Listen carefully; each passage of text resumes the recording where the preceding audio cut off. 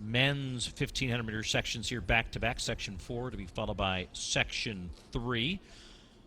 Pace lights for this, or the wave lights rather, will be set for 3:38, just a shade under the minimum standard required for consideration for the U.S. Championships for those in the race who are competing for the red, white, and blue. Men's 1,500-meter A standard this year is 3:35. The world standard at 3:33. And again, Tom, you just start looking at all the results here in the last couple of months, and you almost think that maybe World Athletics and USA Track and Field High Performance would want a do-over on some of those qualifying times.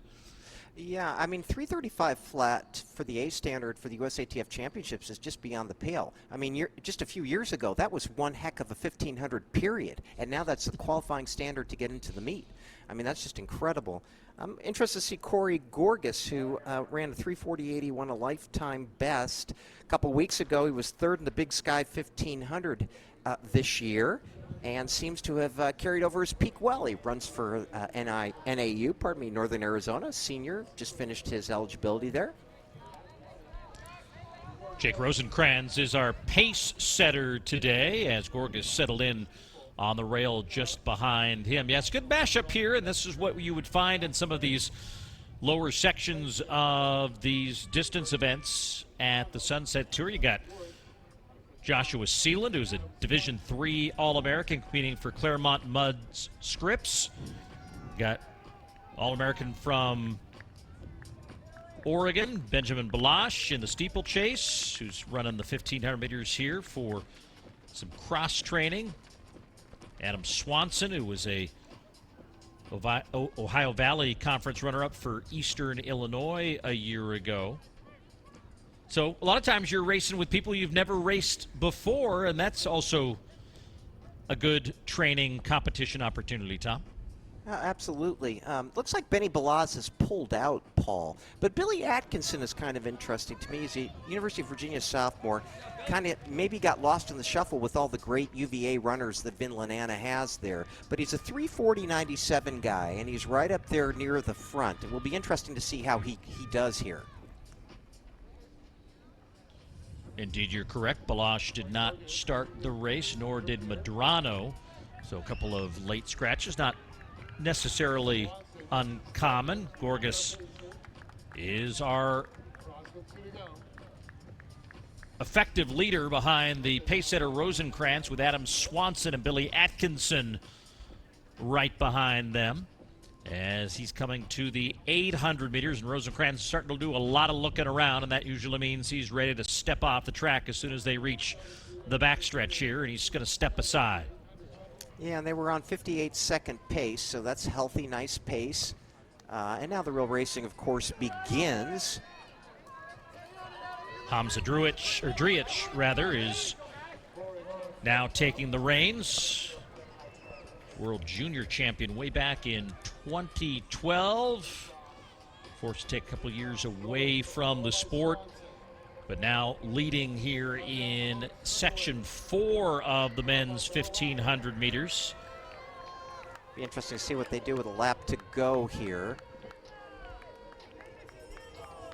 About 2:41 with a lap to go. 2:41.86, so another 58, Paul.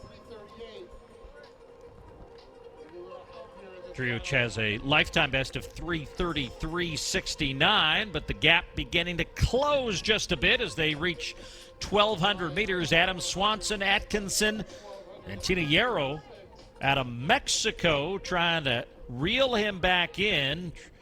TINAJERO was the Mexican runner-up at 800 meters last year, and he is there outside in lane 2, going to the arms, trying to close the gap now as Adam Swanson's in the lead. Yeah, and TINAJERO's got really long strides. Look at him there in second in the day-glow green.